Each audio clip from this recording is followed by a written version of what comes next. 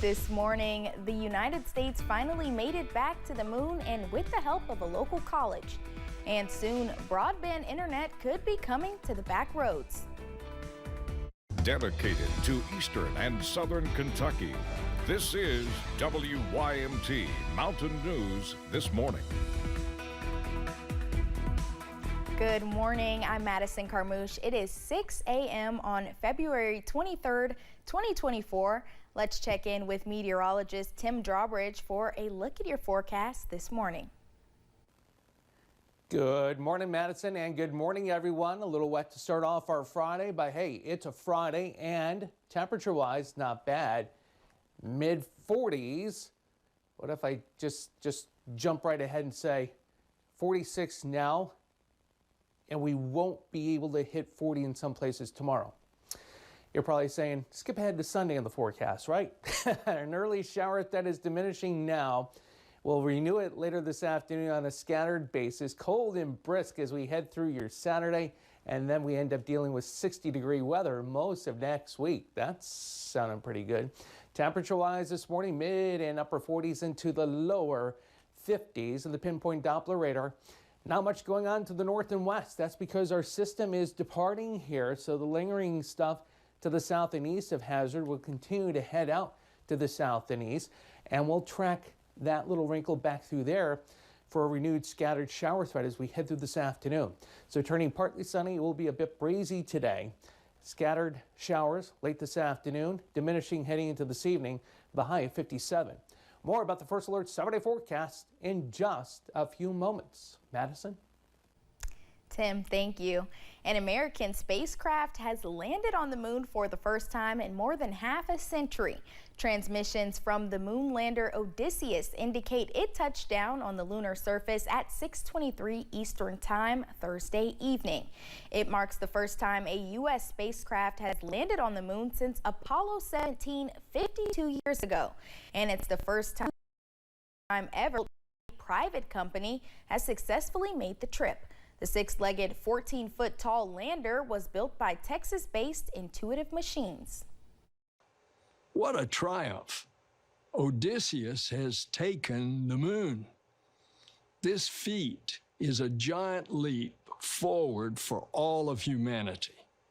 Stay tuned. SpaceX, go Odysseus blasted off from Florida last Thursday. It will remain on the moon conducting experiments for a week.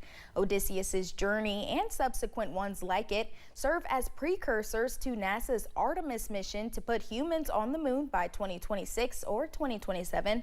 And this journey also had a connection to Eastern Kentucky.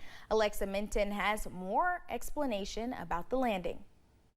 Intuitive Machines has made space history as it's landed a lunar lander on the southern pole of the moon. And Morehead State, right here in Kentucky, played a huge role in making this possible. NASA jet propulsion engineer Mark Sanchez-Net was at Morehead State to assist with the landing, which he categorized as the start of a new age in space exploration. So it's really a stepping stone towards that vision of having sustained presence on the moon. Morehead State used their satellite on campus as part of the mission's Lunar Data Network, assisting in receiving and transmitting data during the journey. It really is an extraordinary thing for a small university that's a little bit off the beaten path to be so prominent in NASA's return to the moon. Hundreds of folks showed up to watch at Morehead State Planetarium as the ship was set to land. But just as it was approaching the moon's surface, Mission Control lost communication for 6 excruciating minutes. And after 11 minutes of silence after the projected land time, what we can confirm, without a doubt, is our equipment is on the surface of the moon, and we are transmitting. The lunar lander Odie landed. And in a message transmitted to folks across the world, NASA Administrator Bill Nelson shared how revolutionary this feat truly was. A new adventure in science, innovation, and American leadership in space. Well, all of that aced the landing of a lifetime. And right here in the Bluegrass, the team of scientists that had been working so hard to make this happen summed up how they were feeling in a simple message. Welcome to history and welcome to the moon. Back on the moon, Black Minton, WKYT. Now, their work isn't quite done yet. The team at Morehead State will assist in continuing to monitor the lander as it sends back images of the moon and its surface. We are hoping to see an eventual video of its landing as soon as it's transmitted back to Mission Control.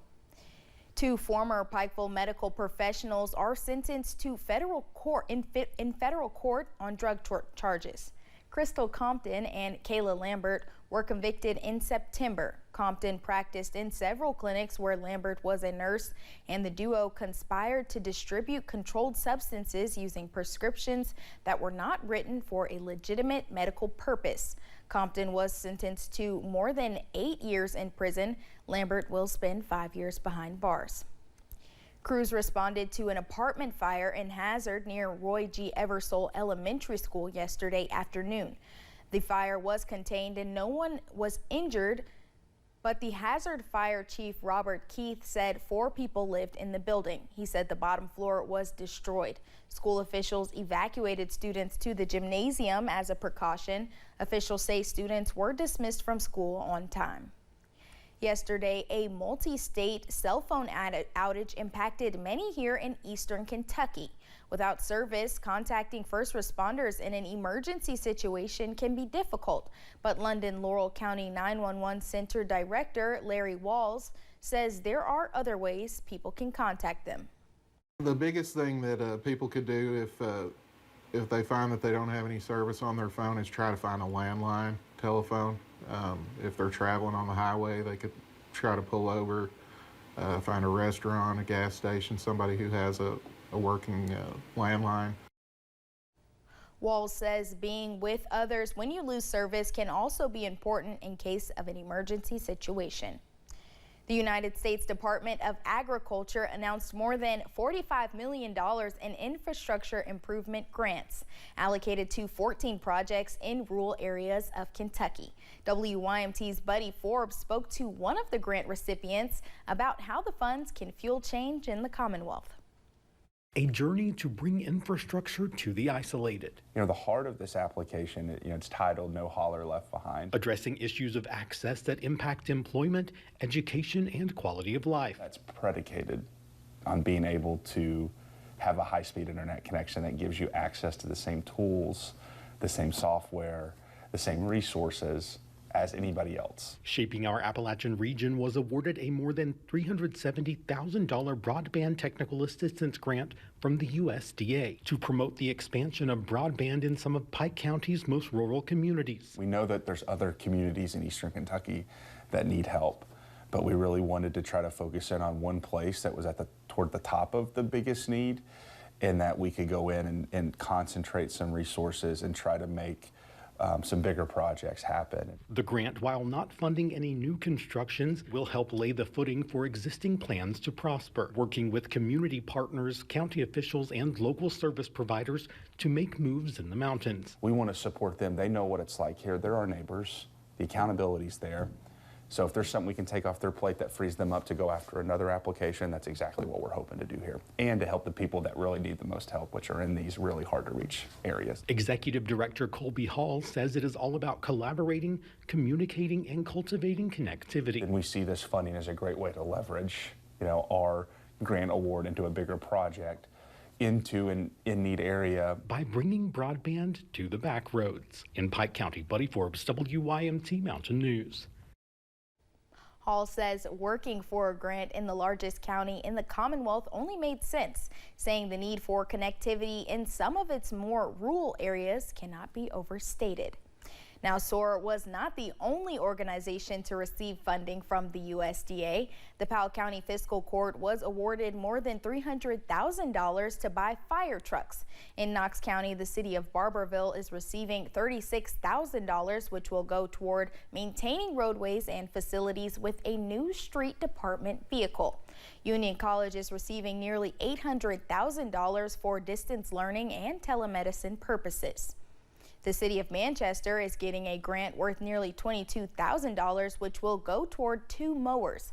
And the Jackson Energy Cooperative was awarded a loan worth more than $42 million to connect more than 3,000 consumers and to also build and improve 195 miles of lines.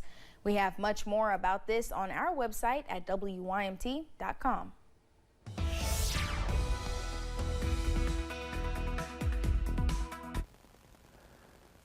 And a happy TGIF to you. Temperature-wise, mild. I know it's damp and it's still wet for a number of you.